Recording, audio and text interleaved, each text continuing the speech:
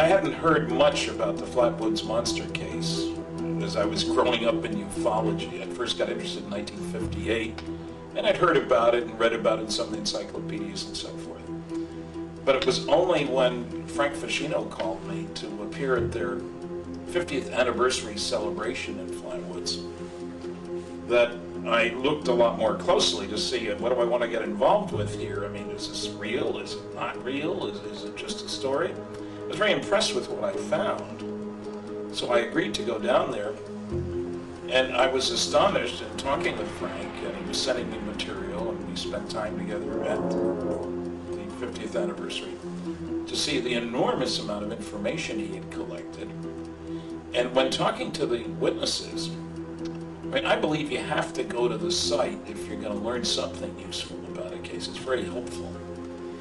So with Flatwoods, being able to walk the walk that the kids took going up the hill to see the big tree, to see the area where the saucer had landed up above, as soon as you saw those things, you've got a very important context for the story. And that's what had been there. It was the highest place in the area. So whoever was running the darn thing would look around and say, hey, we better put her down there. There's no place else. We're in bad trouble otherwise.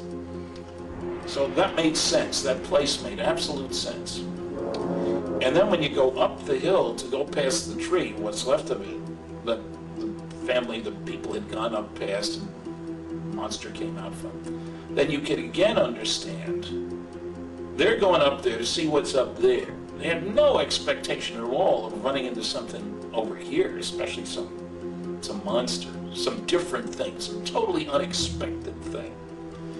And so when you start looking at this and you talk to the witnesses and you find out that the kids got sick, got a whiff of this crazy gas or oil or whatever it was, maybe the two together, and how they understood it could make kids sick, and the kids were sick all night long. The reporter found that out. When you hear about what the National Guard guy, Dale Levitt, found, it begins to really pile up facts and data and information.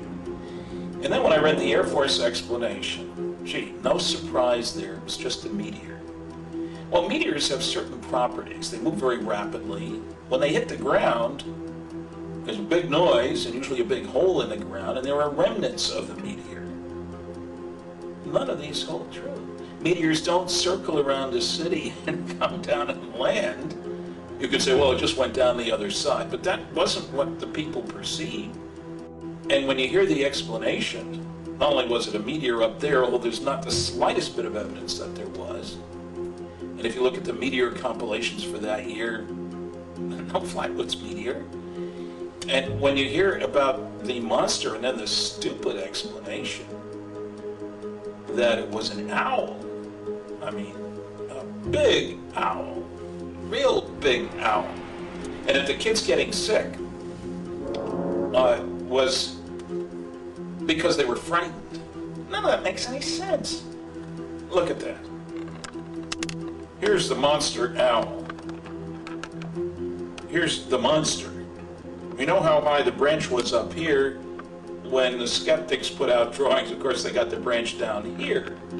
But the object couldn't have moved out if there was a branch in the way. It went under the branch that was maybe 12 feet off the ground. So I don't know what this thing was. I suspect it was protective gear being run by somebody, maybe even remotely. And these seem to be antennas. Now, people were misled by the initial drawings that were put together as to what this was. But it's remarkable when you look at the 5 drawings made by the 5 kids who were up there, and the local reporter had each kid do it separately. And you see how alike they were. Standard legal procedures say if 5 people describe something the same way, then they're probably describing the same thing. And, you know, this is impressive for 5 different kids. And this is peculiar. Nobody's ever reported a cowl-like affair, like Ace of Spades, you know, a spade behind something. This is not like they copied it from a science fiction magazine. So you have an honest reporter who actually was willing to go on television with the kids and Mrs. May, primary witness. Now, I was favorably impressed with the witnesses, too. I get a real kick out of the people who attack witnesses but don't talk to them. Make up explanations. You know, they were just seeking attention. They wanted to be somebody. The attention UFO witnesses get is not usually very pleasant, especially in a small town. They get laughed at by the people in the community. These kids had nothing to gain. Mrs. May had nothing to gain. Oh, they went on television. Big deal. They were being accommodating to a local reporter, Mr. Stewart. And when you attack the people's credibility without giving any good reason for doing so, and when you ignore the data, and when you refuse to go to the site to see things firsthand or to talk to the firsthand witnesses, that's what Dr. Joe Nickel did with regard to this case. He was in Flatwoods, but he didn't go up to see the hill or the gully where the thing moved down, and he didn't talk to the witnesses, and he didn't go to the tree. What kind of investigation is that? One of the major contributions Frank Feschino has made to the investigation of the Flatwoods monster case is to dig out the Blue Book files. Difficult as it was, they were hard to read, but you look at all the witness testimony from that time. You know, people saying it was not a meteor. I have seen meteors. People who haven't seen meteors might think it was, but I have seen meteors as clearly being flown. That's a quote from a witness. Obviously, the craft was in trouble, or it wouldn't have come down a bit. They saw it as kind of burning. So you got to go down, cool it off. It's amazing out there on the site. You see how steep the gully is. The terrain is rugged. It's not gently sloping hills. The thing slid on down, this object went back there, and the whole thing took off sometime later. Meanwhile, lots of information was collected, which we have never seen. And Dale Levitt pointed out he never got any feedback on the stuff that he sent in. He sent in samples of the liquid, samples of the metal. Nobody knows what happened to it, where it went, and what the results were. And that's what I think happened here. And I think the government was, the guys on the inside at the hub, were very much concerned about what this meant. In the first place, people were scared all to pieces. Monster, that conjures up all kinds of things. And in the second place, what does this mean? Are these guys here to destroy us? Were they getting ready to attack?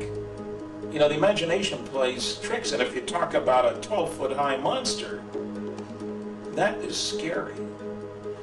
And so you can understand the government's concern with not making any more out of this story than they had to. It's part of the job of the government to prevent public panic about things, to tamp down too much excitement, because it gets in the way of getting rational things done. So I'm not blaming the government entirely for lying about this event. What are they going to say that wouldn't scare the heck out of people? Are they going to tell you about all the other sightings that night of craft moving across the country from the East Coast over? Don't think so.